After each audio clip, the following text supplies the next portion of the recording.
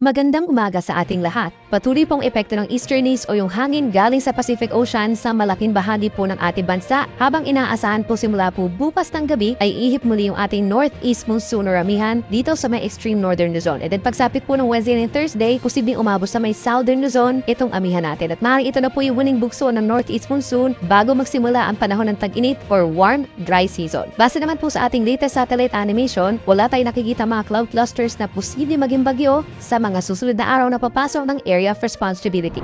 Ngayong araw po sa malaking bahagi ng Luzon, easterlies pa rin na magdadala ng mainit na panahon at may hinapagulan lalo na po sa hapon hanggang sa gabi. Maraming lugar sa umaga hanggang sa tanghali ang fair weather conditions, so ibig sabihin po wala naman tayo mararanasan na malakas na hangin or malalakas na ulan. Then pagsabit po ng tanghali, posible yung maalinsangan na panahon lalo po sa may area ng Dagupan City kung saan hanggang 40 degrees Celsius yung mararamdamang init o yung tinatawag natin na heat index, habang 39 degrees sa may San Jose, Occidental Mindoro. Samantala sa may Villa Catanduanes, posible naman yung hanggang 43 degrees Celsius na heat index o yung mararamdamang init ng katawan. So hindi po natin sila pinapayuhan na lumabas from 10 a.m. hanggang 3 p.m. para iwas po sa mga heat exhaustion or heat cramps. Sa Metro Manila, yung ating actual temperatures from 24 to 32 degrees Celsius, yung heat index hanggang 36 degrees, habang sa may Baguio naman po nananatiling malamig mula 16 hanggang 25 degrees Celsius. Sa ating mga kababayan po dito sa Palawan and Visayas, katulad dito sa Luzon, asahan din po yung epekto ng easterlies at ito pa rin na magdadala ng bahagyang maulap at minsan maaraw na kalangitan.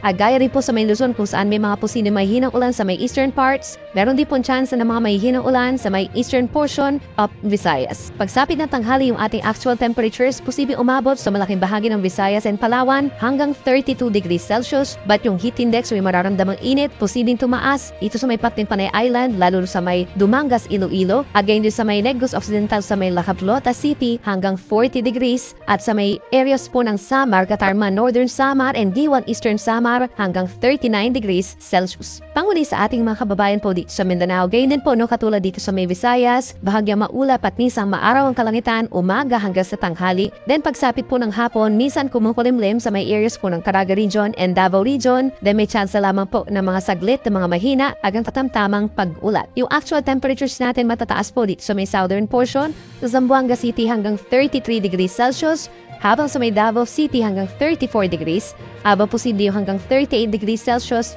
na heat indices dito sa may Malaybalay sa Bukidnon at sa may Zamboanga City na rin po.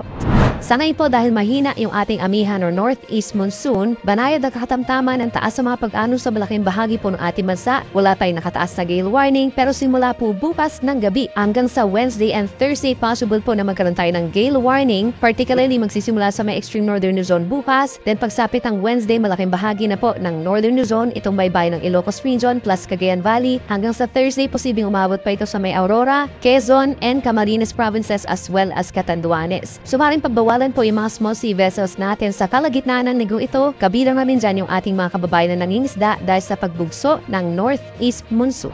For the next 3 days sa malaking bahagi po ng Luzon, tulad ng nabanggit natin kanina, bukas sa may extreme northern Luzon magsisimulang umihip itong amihan sa gabi. Then pagsapit po ng Wednesday and Thursday, malaking bahagi na po ng Luzon na magkakaroon ng epekto ng amihan. Ano nga ba yung mga epekto nito? May kalakasan pong hangin, may kalapasang mga pag-alon, may mga mahihinang ulan, at yung ating temperatura bagamat hindi nakatulad o hindi nakasinlamig noong Enero and Pebrero, possible pa rin na maramdaman natin yung pagbaba ng temperatura sa madaling araw at saka sa tanghali. For Metro Manila, possible na lamang po yung mahihinang ulan someday. Dito po sa may Wednesday, magdala po tayo ng payong. Ganyan din na ating mga kababayan sa Cordillera Region and Cagayan Valley, possible yung mga light rains dulot ng northeast monsoon. Habang sa Legazpi City for the next 3 days, partly cloudy to cloudy skies pa rin naman at may chance lamang ng mga isolated rain showers sa tanghali at sa hap. Sa ating mga kababayan po dito sa Visayas, for the next 3 days, hindi po maabutan ang Visayas ng amihan, but inaasahan pa rin natin yung fair weather conditions na bahagyang maulap hanggang kuminsan maulap lamang yung kalangitan. May chance na mapag-ulan sa Wednesday dito po sa may Eastern Visayas as well as the provinces of Bohol and some parts of Cebu. At panghuli sa ating mga kababayan sa Mindanao, mas makakaranas po sila ng mainit na panahon sa susunod na 3 araw. Epekto din po yan ng easterlies. May mga lugar na ulanin pagsapit po ng Wednesday hanggang Thursday. Iyan ang bahagi ng Northern Mindanao, Caraga Region, and Davao Region. So magdala po tayo ng payong. Possible yung mga hindi naman tuloy-tuloy na mahina katamtamang mapagbulan, habang ang western sides, yung Bangsamoro Region, Soctadgen, Zamboanga Peninsula, mababa pa rin po ang tsansa ng ulan. Kaya payo natin sa ating mga kababayan doon, uminom ng maraming tubig at kung lalabas po ng bahay, magdala rin ng pananggalang sa init.